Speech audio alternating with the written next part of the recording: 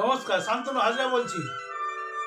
সদ্য সমাপ্ত বাংলাদেশের সাধারণ নির্বাচন, এই উপলক্ষে দু কথা না বললেই নয়। কারণ আমার কাছে অতিরিক্ত কিছু খবর আছে। বাংলাদেশের একজন মানুষ, আমার বন্ধুস্থানীয়, তার কাছে আমি খবরগুলো পেয়েছি যে এই যে ভোট হয়ে গেল গতকাল এবং গণনা আজকে থেকে তার ফল বলে দিয়েছে।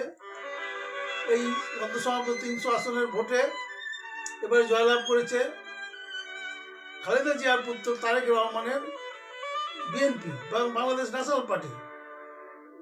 ও প্রায় 160টি মতো আসন পেয়ে ওই প্রধানমন্ত্রী দাবিদার। এছাড়া প্রধানমন্ত্রী দাবিদার আরও ছিল বিএনপির মির্জা ফখরুল। ও বুড়ো মানুষটা প্রধানমন্ত্রী হবে বলে বসেছিল।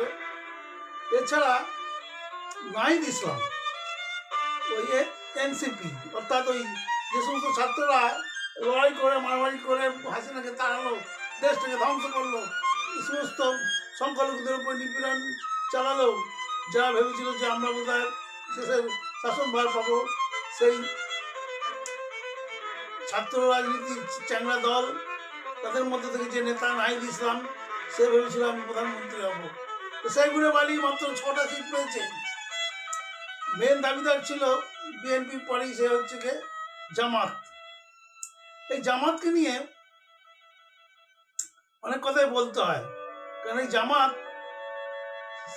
খালেদা জিয়ার আমলে নিষিদ্ধ ছিল এবং এই জামাত বাংলাদেশে কম ক্ষতি করেনি। এরা রাজাকারদের সঙ্গে মিলিত হয়ে বাংলাদেশের সাধারণ মানুষকে খুন করিয়েছিল। আল বদর, রাজাকার, জামাত এসব একদিকে জাতীয় শত্রু। এরা বাংলাদেশের মানুষদের দেখলে ঘেন্না করে।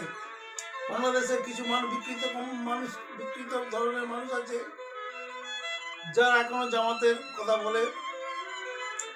জামাত খালেদা জিয়ার আমলেও নিষিদ্ধ ছিল, হাসিনা সরকার আমলেও নিষিদ্ধ ছিল। এই জামাতকে কেউ পছন্দ করে না। তা জামাতের ওই যে একটা বিখ্যাত ডায়লগ দিয়ে চলে গেছিল রহমানি, সে কোথায়? সে তো পাকিস্তানের সন্ত্রাসবাদীদের ডেরায় আছে। এছাড়া যার কথা না বললেই নয়, সেটা বলছি হাসিনার কথা বা আওয়ামী লীগের কথা।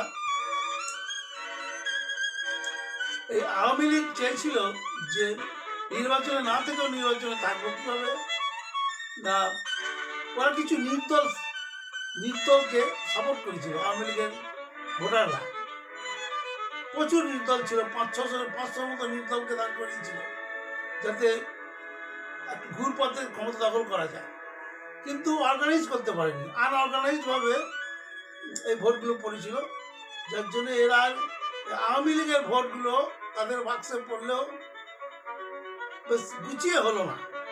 কোথাও একটার জায়গায় 3টে নির্দল দাঁড়িয়ে গেছিল, তার প্রত্যেকে আওয়ামী লীগের ভোটগুলো কাটাকাটি করেছে। যদি অর্গানাইজড ভাবে আওয়ামী লীগ নির্দল প্রার্থী দিত, তাহলে কিন্তু ভোটের ফল অন্যরকম হতো। ভোটের ফল অন্যরকম হওয়ার আরেকটি কারণ হচ্ছে যে সদ্য প্রয়াত হয়েছেন জিয়াউর হকের পত্নী খালেদা জিয়া, যিনি দীর্ঘদিন বাংলাদেশের প্রেসিডেন্ট ছিলেন। তারই সুযোগ্য পুত্র তারেক রহমান, উনি 17 বছর পরে দেশে ফিরলেন। তার আগে উনি এখানে একটা কাজ করেছিলেন, ওই গ্রেনেড মামলা ফেসেছিলেন আমাদের হাসিনাকে মারার জন্য। তারপর চিরনির্বাসিত হন, ব্রিটেনেই ছিলেন।